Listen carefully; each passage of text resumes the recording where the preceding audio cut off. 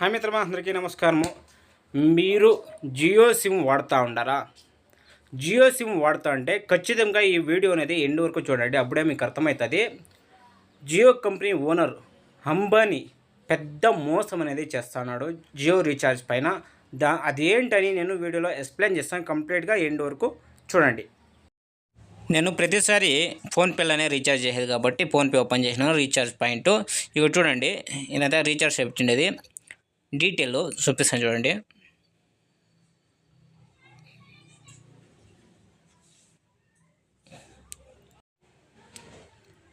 చూస్తున్నారుగా, ఇది వచ్చేసి 18th మార్చ్ నేను రీఛార్జ్ చేయండి. ఇది 18 మార్చ్ రీఛార్జ్ చేయంటే 28 రోజులు ఖచ్చితంగా రావాలా, కానీ మనకి 28 రోజులు వస్తారా?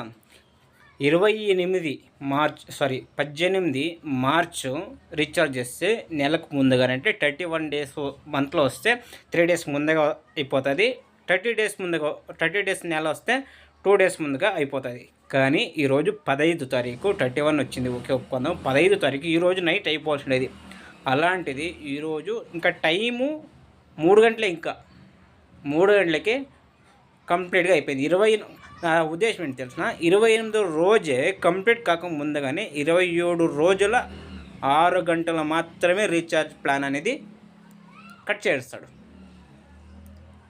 కావాలంటే నా ఫోన్లో, నా సిమ్లో నేను కాల్ చేసి చూపిస్తాను. ఆల్రెడీ రీఛార్జ్ కట్ అయిపోయింది, 28 రోజు కంప్లీట్ కాలే. ఇది పెద్ద స్కాము. ఒక్కొక్క రూపాయి 2 రూపాయలు దొంగతనం చేస్తే ఎవరు పట్టించుకోవాలని చెప్పేసి ఈయన ప్లాన్ కాబట్టి ఇంకా అర్ధ రోజు ముందుగానే రీఛార్జ్ అని కట్ చేస్తాడు. చూడండి, ఒక నెంబర్కి డయల్ చేస్తా ఉన్నాను, ఏమని వస్తుంది. ಚಾರ್ಜ್ ಪ್ಲಾನ್ ಲಭ್ಯವಿಲ್ಲ.